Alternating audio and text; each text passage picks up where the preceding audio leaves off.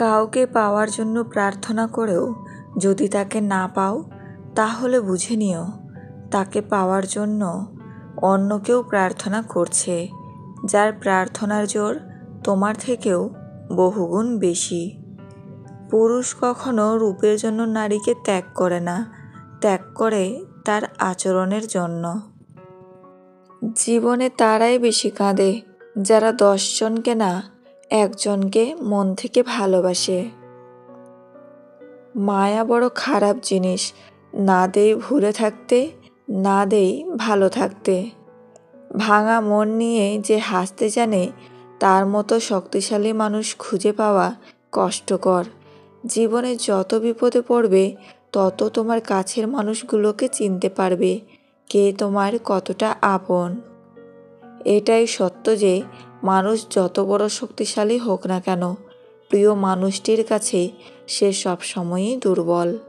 Time pass তো games খেলেও করা যায়, তাহলে কি দরকার টাইম পাসের জন্য একটি সুন্দর জীবন নষ্ট করার? কিছু ভুল যেমন মানুষকে শিখতে সাহায্য করে, তেমনই কিছু আঘাত মানুষকে বদলাতে সাহায্য করে। মানুষ চিনতে ভুল করলে দোষের কিছু নেই, কারণ অমানুষগুলো দেখতে অবিকল মানুষের মতোই হয়। পৃথিবীটার মানুষগুলো এমনই, সবাই আপনার ভালো চাইবে, কিন্তু কেউ চাইবে না আপনি তার চেয়ে বেশি ভালো কিছু করেন। যে তোমায় পেয়ে অন্যকে ভুলে যায়, সে তোমার থেকে ভালো আরেকজনকে পেলে তোমাকেও ভুলে যাবে, কারণ সে কাউকে ভালোবাসে না, সে শুধু নিজের স্বার্থই খোঁজে। তোমার গোপন বিষয় যদি নিজেই গোপন রাখতে না পারো, তাহলে যার কাছে শেয়ার করবে সে গোপন রাখবে, এটা কিভাবে সম্ভব? তাই নিজের গোপনীয়তা নিজেই গোপন রাখো। একদিন মেয়ে তার বাবাকে নিজের জীবন নিয়ে হতাশার অভিযোগ করছিল। বলছিল সে আর পারছে না, সে জানে না কিভাবে কি করতে হবে। লড়তে লড়তে সে আজ ক্লান্ত। এই যেন একটি সমস্যা শেষ হলে আরেকটি হাজির হওয়া। মেয়েটির বাবা পেশায় একজন রন্ধনশিল্পী। মেয়ের হতাশার কথা শুনে তিনি মেয়েকে রান্নাঘরে ডেকে আনলেন। তারপর 3টি পাত্রে পানি ভর্তি করে তা আগুনের উপর বসিয়ে দিলেন। যখন পাত্র 3টিতে বলক আসলো, তখন তিনি একটিতে আলু, একটিতে ডিম আর অন্য একটিতে কফি ঢেলে দিলেন। এভাবে আরও কিছুক্ষণ সেদ্ধ হতে থাকলো। মেয়ের সাথে কোনো কথা বললেন না তিনি।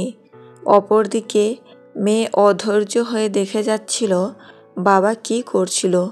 20 মিনিট পর তিনি চুলা বন্ধ করে একে একে প্রথমে আলু উঠিয়ে নিয়ে একটি বাটিতে রাখলেন, তারপর ডিম রাখলেন আর কফি একটি কাপে ঢাললেন।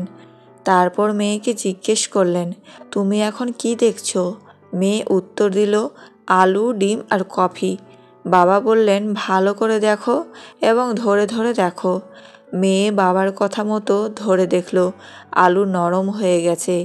ডিমের খোসা খুলে দেখা গেল সেদ্ধ হয়ে শক্ত হয়ে গেছে। অন্যদিকে কফির কাপ থেকে বের হয়ে আসা ঘ্রাণে তার মুখ হাস্যোজ্জ্বল হয়ে যায়। এসবের অর্থ কি বাবা? মেয়ে জানতে চাইল। বাবা ব্যাখ্যা করলেন, আলু, ডিম, কফি বিন যদিও একই তাপমাত্রায় ফুটন্ত পানিতে অর্থাৎ একই দৈব পরিবেশের সম্মুখীন হয়েছিল, কিন্তু নিজের মতো করে অর্থাৎ ভিন্ন ভিন্ন প্রতিক্রিয়া দেখায়। শক্ত আলু নরম হয়ে যায়, পাতলা আবরণে সুরক্ষিত নরম ডিম শক্ত হয়ে যায়। আর কফি বিনগুলো ছিল সম্পূর্ণ অন্যরকম। ফুটন্ত পানিতে এরা নিজেদের মেলে ধরে পানিটাকেই পরিবর্তন করে ফেলে, নতুন এক জিনিস সৃষ্টি করে। তুমি কোনটা? মেয়ের কাছে বাবা জানতে চাইলেন। প্রতিকূল পরিবেশ যখন তোমার দুয়ারে কড়া নাড়বে, তখন তুমি কিসের মতো প্রতিক্রিয়া দেখাবে? প্রতিকূল পরিবেশে নিজেকে শক্ত করতে হবে, পরিবেশ বুঝে নিজেকে উপস্থাপন করতে হবে। আজ থেকে 20 বছর পর আপনি ওই জিনিসগুলো নিয়ে আফসোস করবেন যেগুলো আপনি করেননি।